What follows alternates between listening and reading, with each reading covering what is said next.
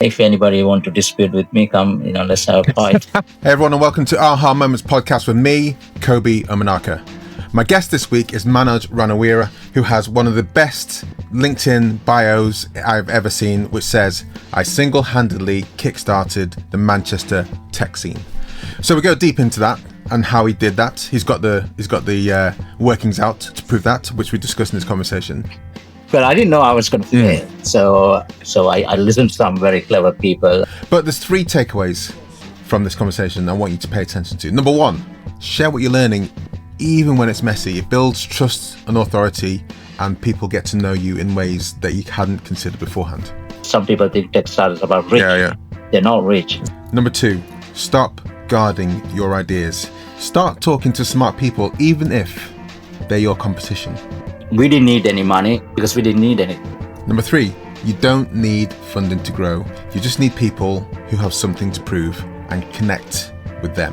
Manoj, thank you so much for joining me on Aha Moments podcast. How are you doing today? Well, thank you. Awesome. So we first met in back in Manchester, and you're quite prominent in the Manchester tech scene. In fact, your LinkedIn profile says single-handedly kickstarted the Manchester tech scene. That's quite a big claim, isn't it? Yeah, so I got the evidence to back it. I want to dig into that. Sure. How so? Yeah, sure. Tell me about that evidence. Tell me about how you came to that conclusion. I'm sure it's verified, but for people here listening and hearing you for the first time, it'll be good for them to understand. Yes. So if you look at today, everybody knows what a tech startup is, what it looks like. But back in the day when I first started in 2004, there wasn't anything. I can't even remember what it was called. And so my tech startup journey started back end of 2004 when I joined a tech startup in London, and they actually advertised through, I can't remember, Telegraph or the Financial Times. And I responded to that. I was joining as a employee, but also as a shareholder. So I was injecting £50,000 into this company. And it was a technology startup. I understood what they were trying to do, but there was no information to do any due diligence, etc. Because early stage, there's nothing out there. So I joined this company. Did that feel like a bit of a leap of faith then, if you were injecting your own finances into it and there wasn't that clear a brief? How were you feeling when you made that first step, especially because I just finished my executive MBA at Manchester Business School. So when you finish the MBA, you feel like you got wings. There's nothing you can't achieve. So I was in a very high state of mind, and I felt like let's go for it. So I joined, and within a few months it went into voluntary liquidation. Oh, no.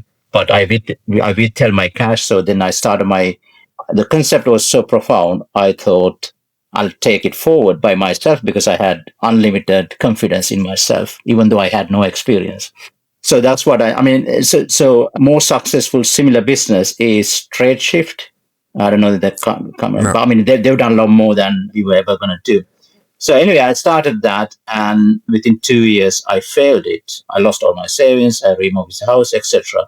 So 2006, even if you look at 2006, if you look at the tech ecosystem, this thing called TechCrunch just came to UK, and it was run by a chap called Sam Sethi, not Mike Butcher, like thing. Is Sam Sethi now the chap who's very much involved in podcasting and I've met Sam. Yes, he has many life changes. Yeah. Yes. So Sam and I and there's another guy we meet on a regular basis because we were all trying to learn about tech startup. He was trying to write about them. And that it came to one of those meetings, he said, we at TechCrunch, we're not hearing about any tech startup outside London. How about we carve the country into 4 areas? And so Manoj can run Northwest, and a guy called Imran Ali could run Northeast. And I think Ivan Pope going to run at the Southeast. I can't remember whether we had anyone for Southwest. Yeah. So we got together one, I think it was 23rd or 27th November 2006 in Manchester. That event was financed by, or the costs were paid by KPMG. We hosted in IOD instead of directors at the time. and we had a whole bunch of people came even from Ireland. Oh, wow. So that was the start, and that was the first of any tech startup events in Manchester. And because people liked it, and there were nobody else doing anything, we just did another and another. And by 2013, I ran 100 events, and there was nobody else doing anything except the very last year or two, whereas the next wave of two people came and they started running. So until that time, it was just me. So I basically built the tech startup ecosystem by bringing everyone together. We brought investors from US. We were the first to bring Amazon Web Services to Manchester and the Northwest. And those days, Amazon Web Services didn't have any employees in Europe at all. Right. So we did when Microsoft launched what was called the program. It's not the current program. I mean, there was no Azure at that time. We were the launching partner. So we were the gatehouse or gatekeepers to the Northwest. If a VC comes, we will run a event with them. So we still have the old website, but you can't call texarate.org, so anyone can go and look at it. So there was nobody else doing it. And if anybody want to dispute with me, come, let's have a fight. As long as you're shorter, maybe I'll get away with it. But the evidence is there, and people who are part of it knows about it. From time to time, people challenge me, and especially one guy who's got a tech startup, and he's challenged me. And so I said, where were you at that time? He was not even 18. So right. Obviously. So so he wasn't even at any of these events. So there's no way. No. I mean, it's like, but the issue is that it's not something you could do now, because the Manchester is thriving. At that time, there's nothing. There were still a couple of people building startups. So if you think about Access Pay, for example, I don't know whether you come across Anish Kapoor runs it now. So Anish was very much part of it.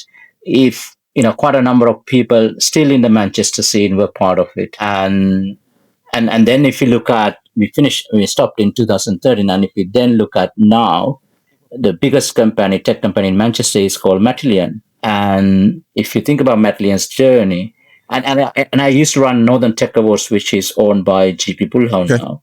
And so in 2013, I sold it to GP Bullhound. And in 2013, Matillion applied for an award, and they didn't get picked up because nobody really understood the judges didn't understand what they were trying to do.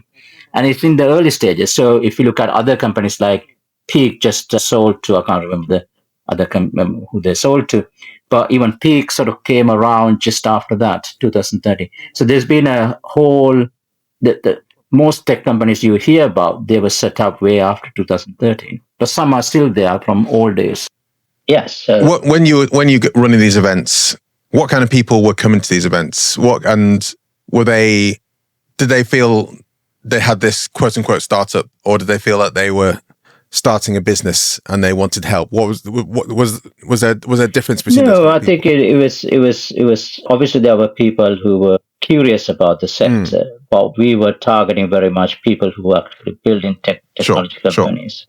So, and then we were targeting investors. So it wasn't that, just to be clear, it wasn't mum and pop shops. It wasn't. No. Bricks and mortar. No. Yeah. So we had different formats. We had a startup for slaughter. We had Dragon's Lair. The BBC didn't quite like us to call it Dragon's Den. and we had real investors. I mean, it wasn't actually making investment happen. We had companies came out as a simple reason of being there. So I don't know whether you come across a chap called Paul Rawlings. So when the UK's very first accelerator is not Seed Camp, it's actually called Difference Engine, founded by a guy called John Bradford. So when he ran the first accelerator, it's based out of the format of Techstars. And I think he took 9 companies in the first cohort. 2 came from us. Okay. So we were somebody then, and we were the only people in the town. Obviously now Manchester is thriving. And then there's a lot more people doing stuff, and they're doing it in a more interesting way. There's a lot of money behind it. It's the same across the world. So I'm interested in this concept. You saying you finished your executive MBA and you were flying. You just felt like you were untouchable. Yeah. I have never ever taken drugs, so I don't know what it's like to take drugs, and whether you sit feel like you're flying. And it was the same, because what a good MBA does is it gives you a toolkit, but it builds your confidence. And it's because I did an executive MBA rather than just a full-time one. We were with team members. They were, we were all working, and some are very senior, and so it's any given time, number of us knew better than the lecturers, so that created a lot of conflicts as well. Because you had the experience, you had the lived experience, whereas yes, and sometimes lecturers only got theory. So when I joined, I was a project manager, so I knew more than the lecturer who was talking about project management. So we have people who are running, for example, I can't remember, I think like Barclays networking systems and all sort of, they knew inside out of how to operate those systems, right? And the subjects around them. So we were like a little bit like troublemakers for the Manchester Business School at the time. So one of the things I remember about you in those meetings, so first of all, I should say, I joined, there was kind of a partnership. There was something going on at Manchester Metropolitan University where there's like a mini incubator for people who are trying to take in their first steps in business. Okay. And that then led me into speaking with other companies in the area. That then led me to yourself and started just going to the networking events. And often you were there like at the front, like hosting these things. And that led me to, then when I moved to London, it was just like a natural step to be, okay, well, there's networking events, there's people here doing things. They want help with finance, they want funding, they want help with the tech stack, they want help with the marketing, they want help with all these different aspects. And it was just kind of fascinating to be around there, even though often I wasn't actually actively participating. So what was the vibe like, in the room with people, side hustling and starting new things, or were they like deep in the trenches looking to change the world? Yeah. The reason that we lasted from 2006 to 2013 was simply based on, I think, a simple reason that I ran the events not for others. I ran the events for myself because I failed. So let's pick the topic, like let's say, how would you price your software as a service solution, right? And generally at that time there wasn't much knowledge out there. So we will run a workshop, we will run an event, we'll bring people who knew the topic, right? So I was learning, even though I was hosting the event, and other people in the audience were learning. So that's why it worked. That's why it lasted that long. Not big, and everything was priced. Everyone has to pay. We were charging £25, £35. So it was not free events. There's a lot of value though, for especially at that time. Yeah. Yes, and we also catered. We had beer, pizza. All our events were catered. So we didn't make people hungry because they come after work. Quite a lot of them work and then trying to build the tech companies on the side. We brought VCs, and it's a smaller community compared to London at the time, and it still is. But we were learning. All of us were learning. So. Yeah, so I think that's why it works. So we had, some companies there went on to raise investment because people always seem to associate investment alongside tech companies, and some were basically bootstrapping, but people are building and failing as well. Yeah. Can you tell us about some of the companies you started yourself? Yeah, so I failed. My first one is called AppDex. So I was trying to. If you think about, if you have suppliers, you create an invoice, you used to send by post, and the suppliers end, depending on how sizable the suppliers accounts payable team has to put the invoice into their systems, rekey. And what we try to do is to make it whole thing automated. So you connect with your finance system. Through us, we were creating a hub. We will translate from, let's say, one system to another and connect with another system, so it becomes seamless. There's no rekeying errors, and that's what we try to create. So obviously I failed because I didn't know how to build a startup. I didn't know how to build a tech product. Plus I didn't have any domain knowledge. I didn't invoice. So how did you come to that idea for a startup in the first place? No, because the idea was with the company I joined as an employee. Okay, so this is the one in London. Yeah. Sorry. Oh, sure. Yes. So I took the concept forward, and there were two other people did the same. They created their own startups. But so I realized quickly I didn't know anything. So what I try to do is that while I commission the product, so I come from a large company background. So I didn't know how to code. I failed software engineering as well, so I shouldn't have got into this in the first place. I failed software engineering because I couldn't understand neural networks back in the late 90s, early 90s. And yeah, so we failed, and then but what happened is that while I was failing, I was trying to overcome lack of knowledge, and I started studying our competitors. So I wrote about competitors. I wrote about what we were doing. So I was open. So I became the guy who didn't know anything, became the number one blogger on my topic. So I got, so SAP, which lots of companies, people may have heard of, flew me into Vienna for their annual conference. And they didn't know much about the whole topic either. You could say that we all, I mean, there were companies actually doing it. So I ended up writing about it. My closest competitor was a company called Accountis from Bangor in North Wales. And it was run by a guy called Rhys Jones. So they thought I knew lots. So they invited me, and then I started writing sort of like analyst reports. So Citibank and others start asking my advice. Okay. So it, and so I think the interesting point is that failures can lead to interesting things. But I didn't know I was going to fail. So, but I thought, but I couldn't hold it together because I outsourced a full product development. Our development partner has significant churn in their team. And then we were like in the third team, and they turned up saying, we don't know what we are doing anymore. So at that time, we secured $250,000 funding. And then I got advice saying, okay, don't take the money because this is not going to work. So I listened to some very clever people, and that's the point I decided, right? I had a lot of pressure from my wife as well, and I had shut it down. My closest competitor, Miss Rhys Jones from North Wales, and I met at an event I hosted in March 2007 called Open Coffee Manchester. So Open Coffee Manchester, Open Coffee was a team or concept initiated by a chap called Saul Klein. At the time, he was VC for Index Ventures, but I'm terrible with names. He's got his own fund, and he's a very known person within the investment landscape. So I met my main competitor at that, and then we started our second company together. Fair enough. Why not? And at the time, SlideShare launched SlideShare, right? It's the first. So we had, if you think about the history, we had Flickr and YouTube. Yeah. So YouTube was about sharing of moving images or films or whatever, right? And then Flickr was about sharing of pictures, right? And then SlideShare was sharing of slides. Presentation decks.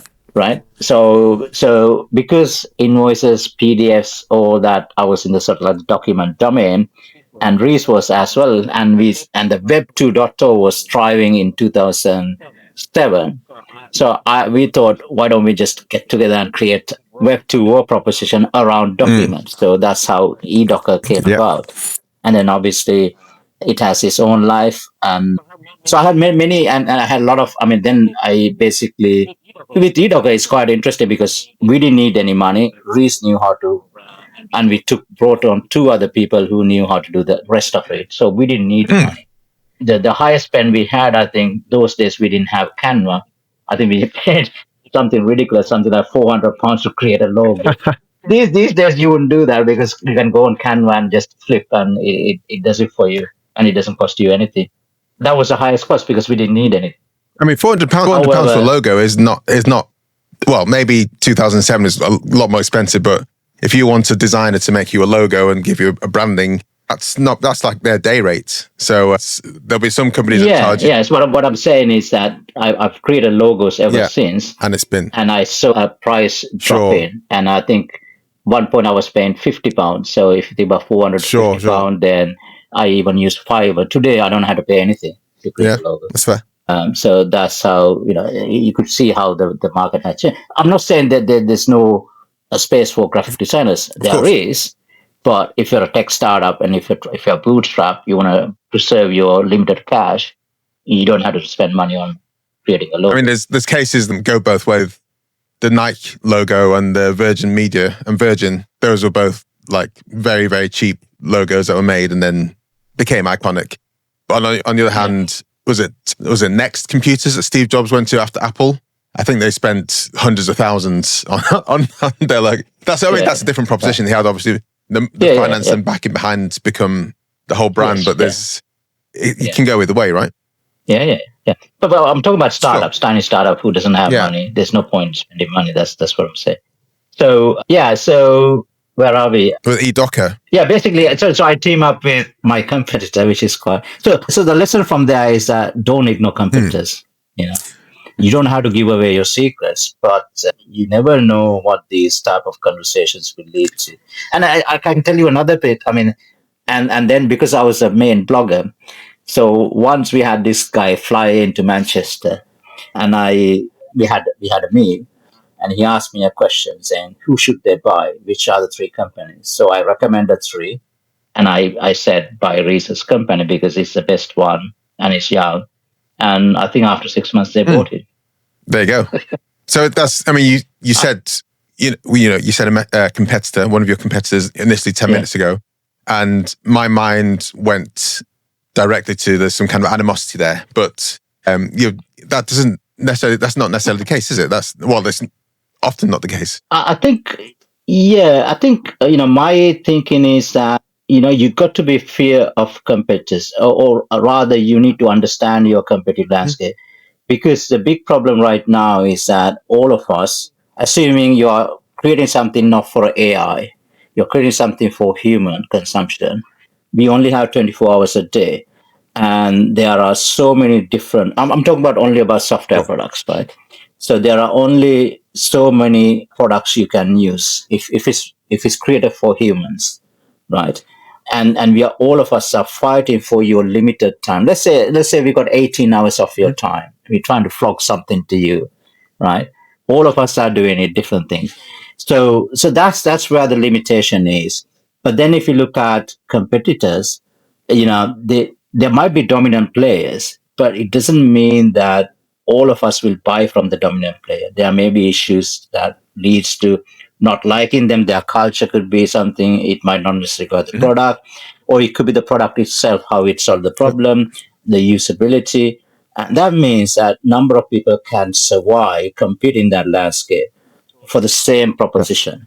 So I don't think you need to be, if you're venture back, obviously the whole game is you want to be number one because, you get to get the 100x multiples.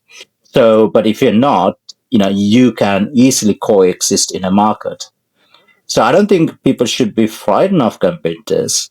I mean, for a long time, the question was that what if Google creates it tomorrow? You're out of business. I think there has been some instances that, people went out of business because of Google and others. But in most cases, Google would not dare. I mean, when I was running eDocker, Microsoft for a number of times tried to create a similar environment, right? It might be some tiny lab project in Microsoft, but they try to, and they try to do it through Facebook. Failed, right? And you could even, I mean, there are plenty of case studies around the world. Big players trying to go after, a market maybe dominated by a tiny player. And I don't think you should be frightened of competition. There can be fights, right? Real fights, but to get into real fight, both has to be big players. Otherwise, it's not a real competition because you could be serving a specific market segment, a niche segment that the main competitor probably wouldn't touch it because the finances, unit economics doesn't make sense. But you as a small startup, it does make sense, right? And you have the capacity to spend enough time to dominate that market segment. So I think that there are different strategies. And also in this case, in your case, your competitor could be your business partner, right? So yeah. So this podcast, I'm sorry, you sold eDocker, right? After, Yes. A nice happy exit. I wouldn't say, I think both my exits happened and I think they were the right decisions, but they were unfinished jobs. Sure. Because we never really got to the peak. So, but I mean, I was talking to, before this podcast, I was talking to text, when you build a startup and when you have an exit, there's this unfinished nature associated with it. And some people then build another startup to solve that same problem after the non-compete period has ended. So one of our texts, I remember, It's just now two of them. One who's left because his business didn't quite work out, and he's back. He just asked, he was supposed to go somewhere. I said, "Oh, are you from that? Are you there now?" No, no. He said, "I got a new startup," and it's the same Yeah. problem, but solving in a slightly different way. And then I got another company who had exit, and he's having another go. So, and I've seen even SlideShare founders launch job recently with AI and everything, but the basic problem they're trying to solve is the same one. But I think they're having a hard time because the market isn't right anymore. Well, who knows? I mean, they were very clever people. So, what are you doing right now, Manoj? You seem to be on LinkedIn talking about other events in Manchester, which is still good to see that things are popping off. And I need to attend one. Now that I'm back in Manchester, I need to definitely attend. Okay, so you can come tomorrow. I can't come tomorrow. I didn't know about tomorrow as we record this, but I will definitely come soon. Yeah. Okay. So I'm basically trying to help myself and others. I think I don't like the word saying I'm helping others and there's no benefit to me. The help is a highly misused word. So I'm building tech companies and I'm trying to help others to build tech companies. So that hasn't changed since 2006, but I'm doing it through three ventures of mine. So I restarted TechStartup, which was the one that built Manchester's tech startup ecosystem back in sort of 2018, 2019. Then we had COVID, obviously. So TechStartup today is a community of tech founders. So we are not trying to build ecosystems anymore. You don't need to because it exists. We are just a small part of it, but all our founders are, we're trying to be a good partner in their start to exit journey. So we run workshops, we run events, we talk to each other, and all of us are building tech companies, including myself. And we have a number of them who had exits and come back and building again. Some of them have come back and put money into some of our other companies. So that's TechSarray. Then I wanted to sort of understand what's happening in the UK tech investment landscape. So when I started this, some of the products out there, I thought their data was incorrect. Quite a lot of data was not very good. So we start collecting data, and that company is now called Deal Lite, a bit like Crunchbase, but a light version. And that's why it's called Deal Lite, Lite. And what we do is we collect three sets of data. We identify the tech companies who raise investment, how much they raise, from who, right? So which investors put money in. So these investors then can be considered as active investors. Then you can look at them as saying, okay, these investors has actually invested into a particular segment.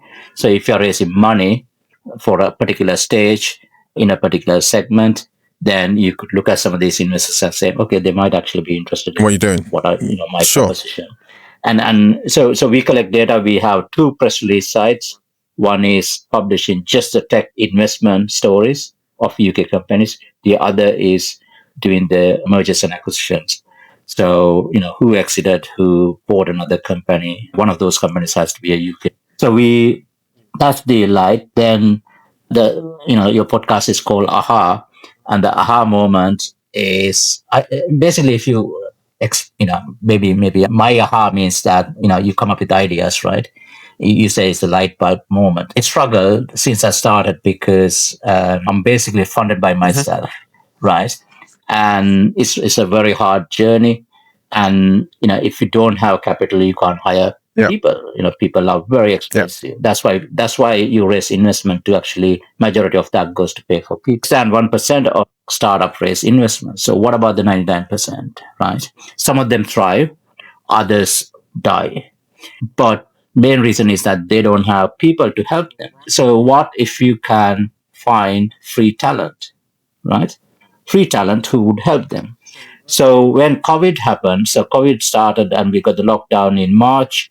I saw one of our TechSarray members talking about something. It's actually the same company now restarting, right? The one of the so I sort of flashed onto that. This is a time that we had furloughed individuals. And people are stuck in houses, having to look after wanting kids. things to do, wanting outlets, want things to do. Yeah, there was nothing they can work. They were not allowed to work. And I thought, wouldn't it be nice to connect these furloughed individuals with tech startup who are really struggling? They haven't got the the talent they need. So I connected these two through called Furloughed Life. So we came up with the idea, had a team internally with TechStartup members. On 2nd April, went live by 7th. By 20th, we had the first tech company subscribing. So we didn't know what we were doing. So that was like the, let's say a little aha moment. But we immediately had a backlash from Manchester community saying, "Oh, this is not acceptable." Oh, really? Yeah. Is it the unpaid aspect of it? Was it? I think there were many things. Yeah, that's one thing. The other thing is that they felt that we should be helping other people rather than tech startups, because some people think tech startups are about rich. Yeah. They're not rich. There's a lot of people struggling, their lives on the line, isn't there? Yeah, exactly. Yeah. So I ran it, and we didn't really know what we were doing. When I say we, it was basically me with few people sort of advising me. We ran it from April to July. We made something like £400. We gave it to NHS charities because obviously there was a backlash, and some people were asking, is this charity? Is this not a charity? So I did that, and then during that period, I came up with the concept for Skilled Up Life. My take is that even in 2020, there was sense that AI is coming, and it's going to replace people, and it's getting harder and harder to get a paid job, and you can't get a paid job if you don't have experience. It's harder. So where do you go to get experience? There wasn't a place in the world. There are internships, there are other things, but there isn't a global place that you could go and simply get experience. So we basically started creating that through Skilled Up Life. And the other side is trying to help myself and others in a similar situation where, how do you build a startup if you don't have money to pay for salaries? You can't go very far.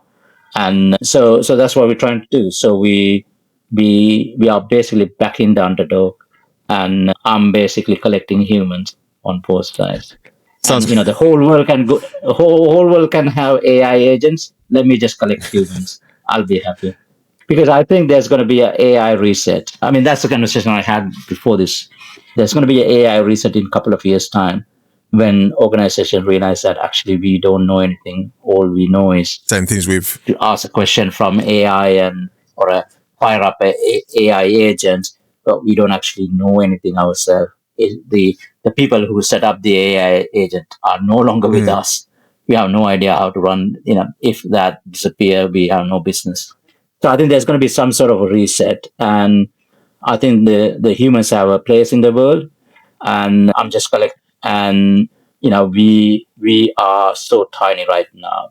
We are handicapped, and I'm working on getting out of that situation, which is our version 1 is just a 3-day WordPress hack, and we nearly ran it for 5 years. It's breaking apart. So we are building version 2, and I think once we build version 2 and went live, I think we'll be able to iterate fast, and we'll be able to understand how this human AI thing is changing. And I think we ought to be in a situation, provided I don't destroy this situation, where we have a good understanding of this change and how to help people equipped, not just become AI folks, but I don't know the answer here, but I know there's going to be trouble ahead. And what can we do to help? How do we? So I think there's a lot of questions here. So my job, I feel like, is collecting humans. I'm collecting on one side humans who want to improve their life by getting more experience and skills. On the other side, humans who want to create things but don't have money to do so. Yeah, get going.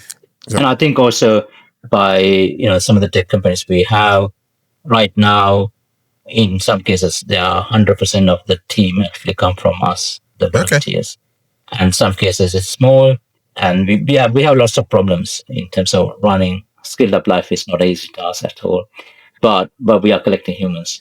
So these humans, when we have the right technology, which is what we are building, and there's no AI in it at the moment. It's just normal technology. I think some people talk about AI. It's just that sometimes it's just a clever algorithm.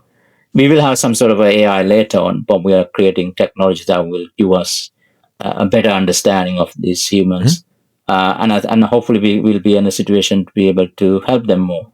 and help ourselves in the process. So, and we want to do this as independent as possible without, we have not taken any UK taxpayer money. We ideally want to do this without investor cash, because the minute I take investment, there will be something else. It will be about how to maximize more money. If you tell any investor about what Skill Up Life is, and I say we have 58,000 volunteers, they say, okay, let's find a way to get more value, extract more cash out of this 58,000. That's how they see it, and that's not the big picture. My picture is, there's 6-7 billion people out there. They all have the same problem, right? They all want to improve their life, and most of them will be employees. And how do you get your job? And I think, the job market has changed because people stay for a very short time in a particular job. They are interested in getting the maximum out of the company in terms of learning experience, and then they would take that and go for a higher paid job. So the loyalty has disappeared. So that means that companies only want actually people who can actually deliver value. They don't want to train people and then lose those trained individuals to someone willing to pay higher wages. So the job market has changed drastically. And I see people only staying in jobs for 6 to 18 months. So we are creating real opportunities for people with experience. And we are trying to cater for the whole population above 18. So we have 3 segments. We have the youngster. So I'm taking on a 19-year-old with no experience into my team. So she should be joining maybe tomorrow. And we have those with 20 to 30 years experience looking for career transition. They are sort of stuck in a job. They can't get if you want to get to the top, director or head of a team, sometimes you can't because there's maybe somebody's already filling it. That person's not moving out. So we can, they can join and get the experience. And the third group is, we want to go after the retired or semi-retired and help them give back in terms of their knowledge and be appreciated, because it might be the AI era, but you still need common sense. They can provide common sense. Yes, they can provide life experience, which is what something. So this podcast is Aha Moments. We've got a quick fire round now. Yeah, sure. So the first question is that I ask, and these are questions that I ask everyone. Can you think of an aha moment in a product or service that you've built for your, and what was one that this is for your customers, and how did you find out about this aha moment, and how do you then direct everything to get to that point? Yeah, so if you look at the Skilled Up Life, we are our best customer. So it took us 13 months to realize that the way to unlock the talent pool we have is through an HR volunteer. Right. So you had an HR person join the team? Yes. So typically you won't have a HR person in-house until you are like 20 people or whatever, right? 15, 20 people. So it's a luxury. So as a tech startup, you don't normally think about HR person, but HR is so crucial for our business. And we realized that, and we have then started to tell our customers, please, I know you want developers, I know you want marketers, but take an HR person, because you got to learn how we operate as how volunteers operate. Volunteers are different from paid talent. Paid talent is, in a way, they are going from paycheck to paycheck, right? If you don't deliver, you don't get paid. Whereas with volunteers, there's no payment involved. They are here because they want to get something out, and you got to make sure that you bring them on, you welcome them. You don't treat them as contractors and say, here's some work, go away, come back when it's done. It will not work. You have to engage with them. So HR helps you to find the best talent and keep them, help them with the performance, etc. So we realized that after 13 weeks, we didn't realize it because I suddenly had this aha moment. But we had a person who joined, Elise, who joined us. Basically, she wanted to transition into HR, but every time she applied, she won't even hear from them because she didn't have HR experience. She didn't have HR knowledge, but she had other work experience. So she came and said, can I do this? I said, yeah. And she set up, she wrote the books, the manuals, everything. She did everything. I mean, she was amazing. And before she even finished the volunteer term, she got a job from an American. Oh, wow. There you go. And so she's a lady in red on our website. And obviously a little bit old story now. But that's, I mean, so I think that was that's full testament then, isn't it, to why it works and how it works and the ethos of the company. Yeah, but we still have a challenge because we are trying to help tech founders on one side, and I'm a good case study. I don't listen to others, and most tech founders don't listen to others because we think we got all the answers to everything. So they would just come and they think, oh, it's free talent. Okay, it's going to solve my problem. I'll subscribe for a month and I'll get 30 people. It never works. I tell them, please don't try that. It will not work. They don't believe me. I mean, and then I start. You had to learn the system. You had to come up with, you had to be prepared when volunteers join your company. You have to have tasks for them to do. You had to know what outcomes you want to get to. So all this has to be prepared. If you don't prepare, it's not going to work out. So they don't listen, but some of them have started to listen, and they are the ones who's getting the maximum value. So it's okay to come up with aha moment, but Second aha moment question is, for yourself, can you think of a product or service that you buy personally, and what was the aha light bulb moment for you when you first heard about it or started using it? Okay, so I use free software as much as possible. I pay for very few software. So I think the best one is Canva. Right. Canva makes you a designer. Does it make you a good designer? And what is a good designer? Why do you need to be very good? Unless it's your profession. Design to me, especially if you're in a tech startup environment, is something that you put together to get somebody's attention. Then once you got that attention, you go into a conversation. Yeah. So you don't need to be a great designer, but it is more than enough to help you become a designer. So we use Canva. We use a free version. Every graphic that I created recently all came from Canva, except sometimes Canva can't do it. Then, ChatGPT started creating graphics and it seems to get it right, but it got the same subtle color palette, which is awful. But so I think Canva is one good example. It's done immense help for ourselves. It's amazing. I mean, I'm talking about free version. That's fine. I mean, I use the paid version primarily because of I work with a few different companies, and to be able to have the different brand kits in one place is valuable to me, because that just really helps to. I don't have to think about that. If I don't have to think about a brand kit, I just know that one over there, they're their fonts, they're their colors. Fine, I'm already in the ecosystem. But Canva is astonishing, I think, and it's a democratization of design, really, because it's all online. So you don't have to download any heavy software.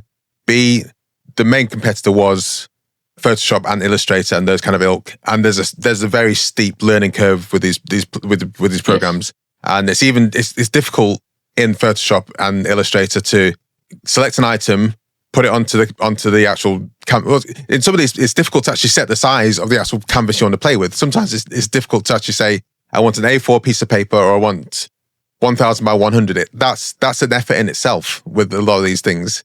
But then to get like an icon and place it dead center, so horizontally, vertical, horizontally, is difficult in these things. Then Canva comes along and goes, oh, well, we'll just snap it there. Boom, there you're done. So something that could take half an hour takes 2 minutes, and very intuitive with Canva. And that's where I've had the same thing where I've just gone, well, this is what I'm going to do now. And there was a colleague I worked with last year, and I was a social media digital marketing consultant, and she said that you have to make all the designs in InDesign. Design's like one of the worst of these. If you don't know the system, it's like so tedious to use, and it's got all the different layers and everything's kind of hidden somewhere. And I said, well, okay, I'll do that in InDesign. And she gave me a tutorial. But then I went away and spent half a day and created templates in Canva. And then I said to her, okay, so which one did I do in InDesign? Which one did I do in Canva? And she didn't know. So I was like, okay, well, I'm going to use Canva, because the Canva one took me 10 minutes. That InDesign one, every time I need to redo something, it'll take me half hour because I need to research the thing to find the layer. It's just, I agree with you. Canva is chef's kiss of a product. Final aha moment question, Manoj, is a personal aha moment or life hack. Oh, I don't know. Yeah, I mean, I'm struggling to think. Well, you're a cyclist, aren't you? Yeah. So what about cyclists? I don't know what this aha moment. I mean, I used to fall down when I started, but I don't fall down now. So I stay on the bike. I don't know about the cycling. I think one thing I haven't achieved is that I'm struggling to become efficient. I always want to become efficient, but I can't. So I've basically accepted that this is who I am. I can procrastination is okay. I think maybe it's my way of cooling down. So I'm sort of accepting who I am. I still like to be more efficient. I think understanding your own personal self is important, because if you're fighting the procrastination side of you and that causes friction, if you've now said, okay, I accept this is going to be how I am, and this means that you can then fold it into how you do your day. If you know that sometimes you might have a list of things to do, but it might take until 11 o'clock at night to actually start doing it. But when you start doing it, then you get going, then fine. Yeah. So the other thing is, I think that sleep matters, right? So I think there's a lot of people accept this now, because I used to work till like 2 o'clock, 3 o'clock sometimes. I don't do that anymore. So I try to sleep before 12, ideally around 11. And I feel like, obviously I haven't achieved much, and therefore I should work longer. But, I'm realizing now, obviously I'm 57 years old, so age is another matter. But so I think as a life hack, I think you want to get some sleep. You need that time. And I'm a big fan of I'm a big fan of napping as well, to make sure you. That's it. Yeah, I mean, I had a nap once or twice, but I feel guilty. So I feel if you need to do it, you need to do it. Yeah. Manoj, where can people find you online if they want to get in contact with you?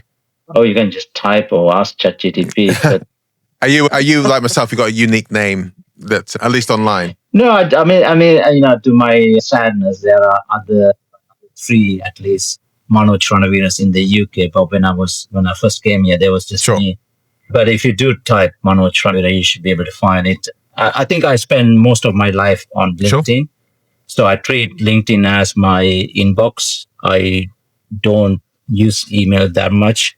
I'm not sort of addicted to the phone, but LinkedIn, yes. Because we provide support through LinkedIn. We find customers. We have conversations. So the LinkedIn is probably the best place if you want to catch me.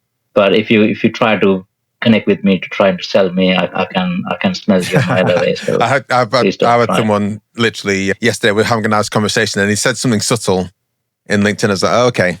And then I silenced. I didn't respond. And then now he's literally, this morning, he's like, hey, we're having such a good conversation. I just wanted to help you in this way. I was like, okay, I know what you're doing, because I do it myself. So I'll just leave it.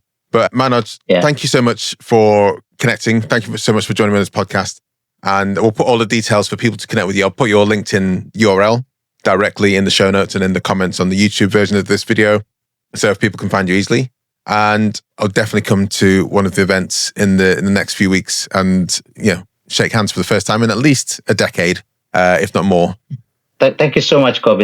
It's a nice podcast, and I appreciate the time and the opportunity. Thank you so much. Thank you so much. Have a great day. Thank you very much, Manoj, and thank you very much for listening and or watching this podcast episode. Please do get in contact with Manoj. All of his details are in the show notes, in the links below, or in the comments if you're watching on YouTube. Please leave a comment, please leave a review, please get in contact with me, please get in contact with Manoj. We'd love you to do. And whilst you're here, it's not quite over yet, we'd love you to write a review on Apple Podcasts, Pocket Casts, Spotify. Leave a comment, leave a rating. That really helps us. Or share this podcast episode with one friend. One friend. Just one. It really helps. And stick around for the next video if you like this. There'll be a video, little thumbnail coming up. Check that out for a bit more about me, a bit more about what I do. Or it'll be an episode of Aha Moments podcast, which is highly recommended for you. Personally chosen for you. Thank you very much. I'll see you next time.